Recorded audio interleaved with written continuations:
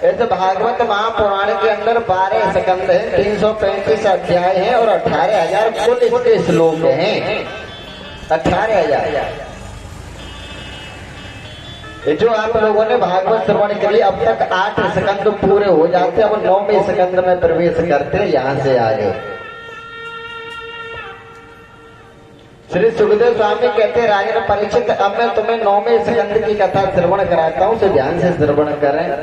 9वें स्कंद में सुखदेव स्वामी ने राजा परीक्षित को राम कथा श्रवण कराई है 1.5 अध्याय के अंदर। श्रोताओं, भागवत महापुराण में सुखदेव स्वामी ने राजा परीक्षित को 1.5 अध्याय में राम कथा श्रवण कराई है। कुछ लोग प्रश्न करते हैं, बोले महाराज एक बात बताओ कि सुखदेव स्वामी राजा परीक्षित को भागवत सुना रहे थे, तो भागवत कथा सुनाते सुनाते उन्होंने राम कथा बीच में क्यों सुनाई?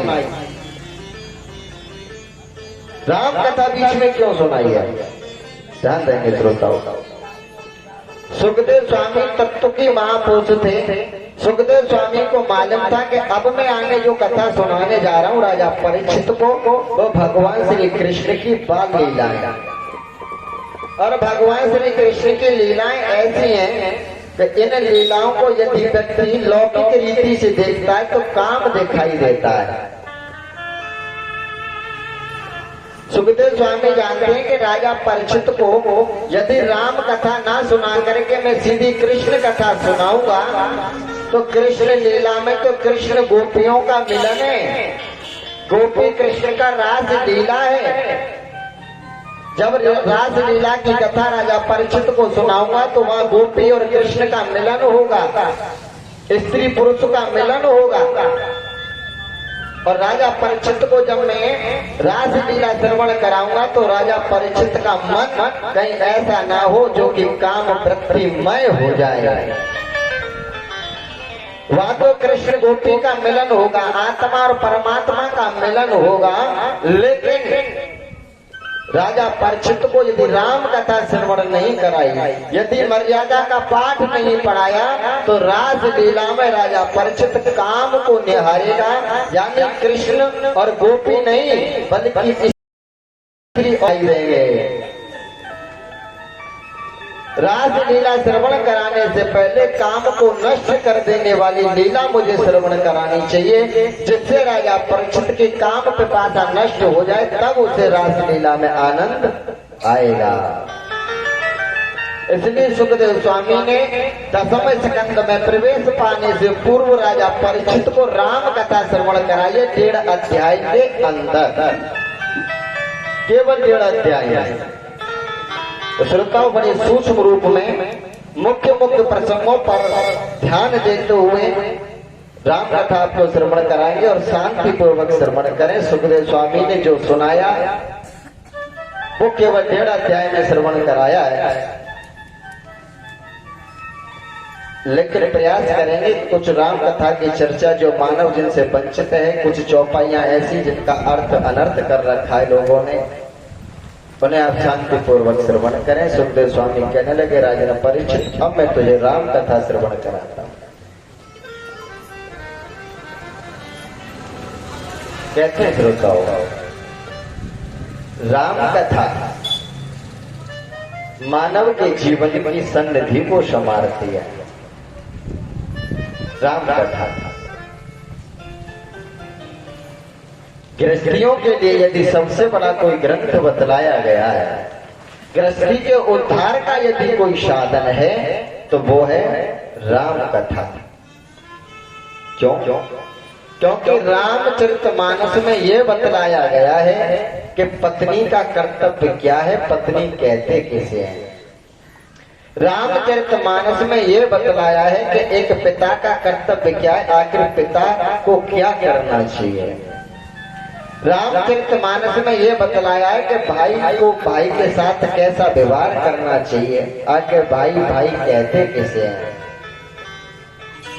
जैसे दर्पण में, शीशे में हम लोग चेहरा देखते हैं ना, शीशे में हमें साफ दिखाई देता है। ठीक उसी प्रकार यदि मानव श्रद्धा और भक्ति के साथ में रामचरितमानस का पाठ करता है तो उस मानव को ये मालूम पड़ जाता है कि मैं रावण हूँ या राम हूँ, मैं कौशल्या हूँ या कैकेयी हूँ, मैं सीता हूँ या शूर्पणखा हूँ। ये रामचरितमानस पढ़ करके मानव को दिखाई दे जाता है।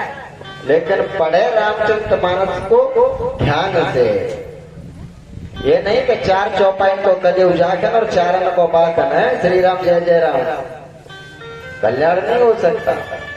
रामचरितमानस में घुस करके पढ़ो। रामचरितमानस हमें दर्शा देती है कि हम रावण हैं कि राम हैं, शूर्पणखा के कौशल्या हैं। जो रामचरितमानस हमें दिखा देती है कि हमें हैं कौन। पग पग पर मर्यादा का पाठ पढ़ाया है रामायण में, पग पग पर। श्री सुखदेव स्वामी कहते राजन परीक्षित हो,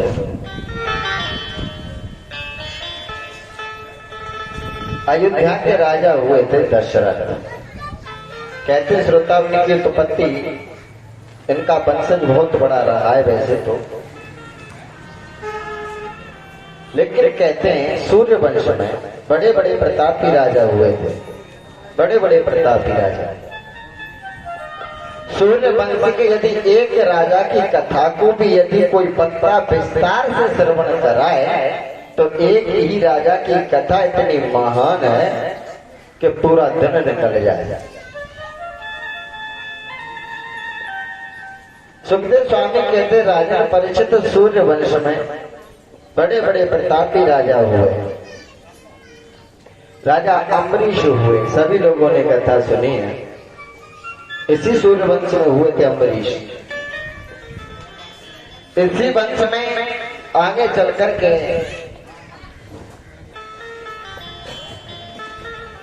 त्रिशंकु राजा हुए थे।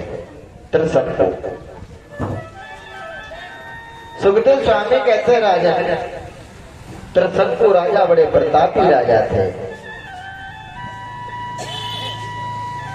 एक दिन त्रिशंकु नाम के राजा जंगल में निकल जाते हैं भ्रमण करने के लिए। इनकी पत्नी का नाम था चंद्रकला। राजा त्रिशंकु एक दिन जंगल में शिकार खेलने के लिए निकले तो राजा त्रिशंकु ने मार्ग में क्या देखा कि एक गाय एक किसान की फसल को खा रही है। किसान अपने खेत पर एक वृक्ष के नीचे चारपाई डाल करके दुपट्टा तान करके सो रहा है। राजा त्रिशंकु ने देखा, बोले कितना मूर्ख किसान है, दुपट्टा तान के सो रहा है, इसके खेत में गाय लगी हुई है, फसल को नष्ट कर रही है। जोर से आवाज लगाई, अरे किसान भाई तुम्हारे खेत में गाय लग रही है। और जैसे त्रिशंकु ने आवाज लगाई है किसान के लिए श्रोताओं, तो वो किसान हल बढ़ा करके बैठा हुआ, किसान के पास एक लाठी थी। आज उस लाठी को लेकर के उस किसान ने गाय की नस नस को तोड़ दिया। आज उस किसान ने उस गाय को बेरहमी से पीटा। आज गाय के पूरे शरीर से रक्त गमन होने लगा और गाय पछाड़ खा करके जमीन पर गिर जाती है। आज गाय अपने मृत्यु का एक एक पल गिन रही है, ना जाने कब प्राण निकल जाए। आज गाय के जब प्राण निकलने लगे तो वो गाय कहने लगी, राजन त्रिशंकु, अरे मैं किसान के खेत में लगी हुई थी, किसान की फसल खा रही थी। अरे अभागे, मैंने तेरा क्या बिगाड़ा था जो कि तूने सोते हुए किसान को जगाया और मुझ में इतनी गहरी मार लगवाई। मैंने क्या बिगाड़ा था राजन तेरा जो कि तूने मेरे साथ ऐसा दुर्व्यवहार करवाया। हे राजन, मैं तुझे श्राप देती हूँ कि तूने एक गधे की तरह काम किया है। गधे जैसी तेरी वृत्तियां हो गई हैं मैं तुझे श्राप देती हूँ कि राजा त्रसंग को तो इसी क्षण गधा बन जा। आज राजा त्रसंकु ने सुना कि गौ माता ने मुझे गधे बनने का श्राप दिया, चरणों को पकड़ लिया, मां से भूल हो गई, क्षमा कर दो। आज गाय कहती है कि राजन तुझे मैं क्षमा नहीं कर सकती, तू गधा बनेगा। राजा त्रसंकु कहता है कि मां मैं मानता हूं कि मैंने अपराध किया है, भूल की है, भैया तेरा श्राप वापस नहीं हो सकता, लेकिन मां 3 दिन तक तू अपने श्राप को रोक ले। 3 दिन तक, 3 दिन तक भैया मैं गधा नहीं बनूं, 3 दिन बाद भले सक बन जाऊं। भैया ने कहा बोले ठीक है। आज गाय श्रोताओं अपने प्राणों का त्याग कर देती है, देह को छोड़ देती है वो गाय, और राजा त्रसंकु उसी क्षण लौट करके अपनी पत्नी चंद्रकला के पास जाता है। त्रसंकु उस समय श्रोताओं नाग पंचमी थी, जिस समय राजा त्रसंकु को श्राप लगाता गधे बनेगा। आज त्रसंकु अपने घर आया, रानी के पास आज आकर के रानी को सारी व्यथा बतला देता है और कहा कि रानी गाय ने मुझे श्राप दिया है कि मैं 3 दिन के बाद गधा बन जाऊंगा, आप कुछ उपाय करो।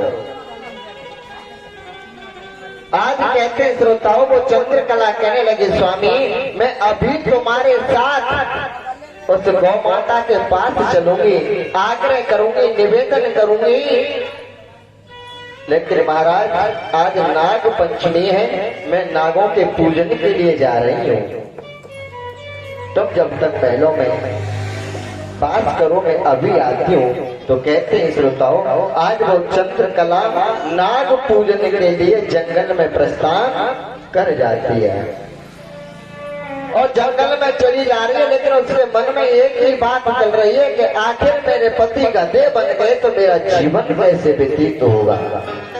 यानी कि चंद्रकला को पति का दुख सता रहा है, या तो नाग पूजन को रही है लेकिन मन पति के पास रखा हुआ है।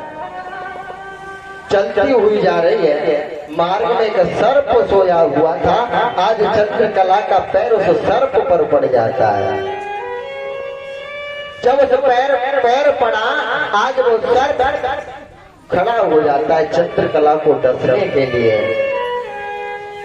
आज चंद्रकला हाथ जोड़ती है कि हे नाग देवता आज तू मुझे छोड़ दे,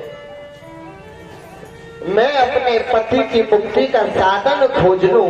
जब मैं अपने पति को गधे की मुक्ति से छुटकारा दिला दूंगी, उस दिन स्वयं चल करके तेरे पास आ जाऊंगी, तब तू मुझे डस लेना, लेकिन जब तक तू मुझे छोड़ दे। आज कहते श्रोताओं उस नाग ने चंद्रकला को छोड़ दिया। आज चंद्रकला नाग पूजन करने के बाद लौट करके आई है और अपने पति त्रसंकु को लेकर के गौ माता के पास पहुंच जाती है। आग्रह करती है कि हे मां तुमने मेरे पति को गधे की योनि में जाने का श्राप दिया है, लेकिन भैया साथ ही साथ ये बताओ कि मेरे पति की मुक्ति आखिर कब और कैसे होगी। मेरे पति को गधे की योनि से छुटकारा कैसे मिलेगा भैया ये तो बता दो।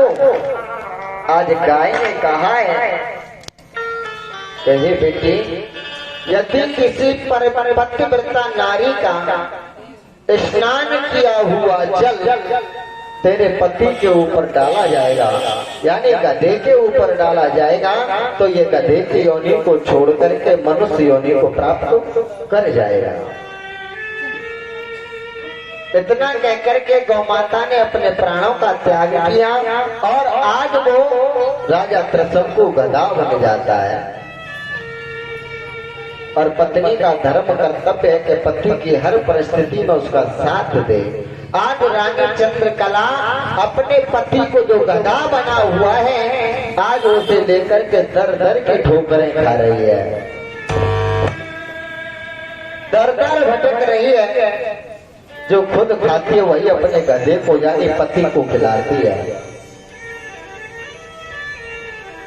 लेकिन कहते श्रोताओं आज वो चंद्रकला घूमती हुई काशी में पहुंच जाती है, काशी में। और काशी में जाकर के वो चंद्रकला अपने पति यानी गधे को साथ में लेकर के भ्रमण करती है। आज काशी के राजा ने चंद्रकला को गधे के साथ में घूमते हुए देखा तो अपनी पत्नी से कह रहा है वो काशी का राजा के हे रानी, ये नवयुवती सुंदर नारी आखिर कौन है जो एक गधे को साथ में लेकर के घूम रही है। रानी ने कहा बोले भगवान मेरे को तो पता नहीं, लेकिन जानकारी करके अवश्य बताऊंगी। आज कहते हैं कि काशी के राजा की जो पत्नी थी, आज उसने अपनी दासी को भेजा और कहा कि इसको बुला करके लाएं जो गधे